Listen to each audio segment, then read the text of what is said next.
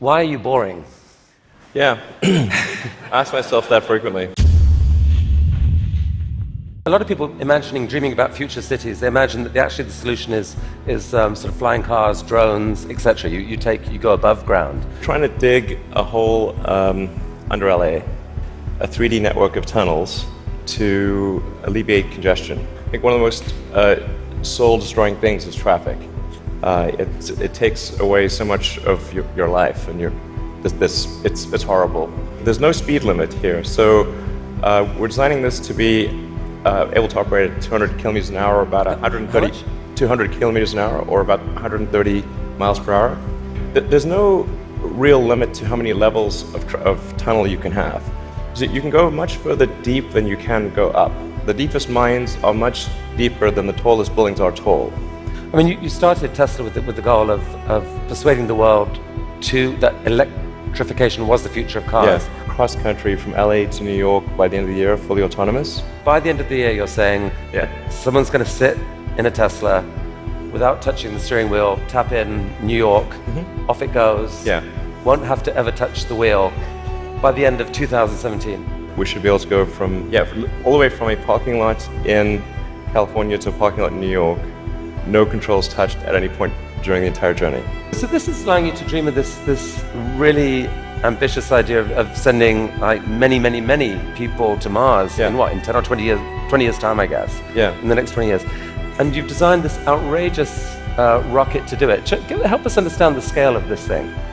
Well, I think visually you can see that person, the thrust equivalent of 120 747s with all engines blazing. This can take a fully loaded 747 with maximum fuel, maximum passengers, maximum cargo on the 747. This can take it as cargo.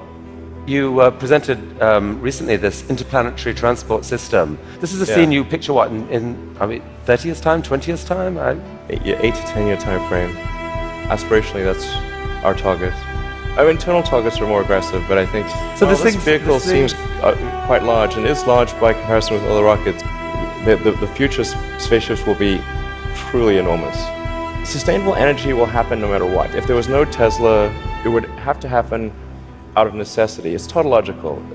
If you don't have sustainable energy, it means you have unsustainable energy. Eventually, you'll run out, and the laws of economics will drive civilization towards sustainable energy inevitably. The fundamental value of a company like Tesla is the degree to which it accelerates the advent of sustainable energy faster than it would otherwise occur. In 1969, we were able to send somebody to the moon. Then we had the space shuttle. The space shuttle could only take people to low Earth orbit. Then the space shuttle retired, and the United States could take no one to orbit. So that's the trend. The trend is like down to nothing. This is not. People are mistaken when they think that technology just automatically improves. It does not automatically improve. It only improves if a lot of people work very hard to make it better. And actually, it will, I think, by itself degrade, actually. I look at the future from a standpoint of the probabilities. It's like a branching stream of probabilities. And there are actions that we can take that affect those probabilities, or that accelerate one thing or slow down another thing, introduce something new to the probability stream. That in your mind you dream this stuff, you dream stuff that no one else would dare dream, or no one else would be capable of dreaming at the level of complexity that you do. The fact that you do that, Elon Musk, is a really remarkable thing. It's important to have a future that is inspiring and appealing. I mean, I just think that there have to be reasons that you get up in the morning and you want to live.